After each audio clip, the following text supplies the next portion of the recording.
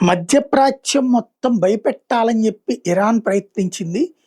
అది ఇరాన్ ప్రయత్నించింది. దాన్ని మేము ఆపి మధ్యప్రాచ్యాన్ని రక్షించామని అమెరికా చెప్తుంటే, అరాక్సి ఎవరైతే ఇరాన్ విదేశాంగ మంత్రి చాలా క్లియర్‌గా కొన్ని ప్రశ్నలేశాడు. మేము ఏ దేశం మీదన్నా దాడికెళ్ళామా?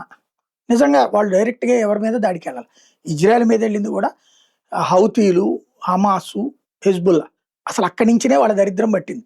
అసలు ఆ పని చేయకుండా ఉంటే మ్యూజిక్ కన్సర్ట్ మీద గనక ఇరాన్ దాడి చేయించకుండా ఉంటే అసలు యుద్ధ వాతావరణమే ఉండేది కాదు.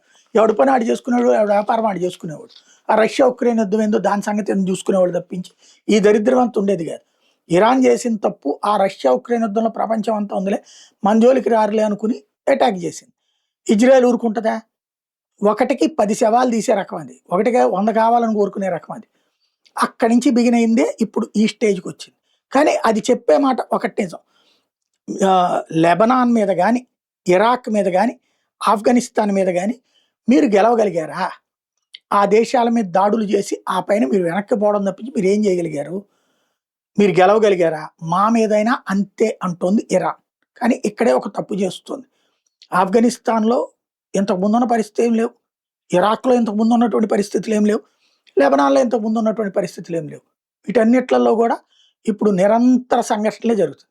అంటే ఇరాన్ తనకి తాను అట్లాంటి సంఘర్షణ వాతావరణంలోకి నెట్టుకుంటోంది. తెలుసో తెలియకో.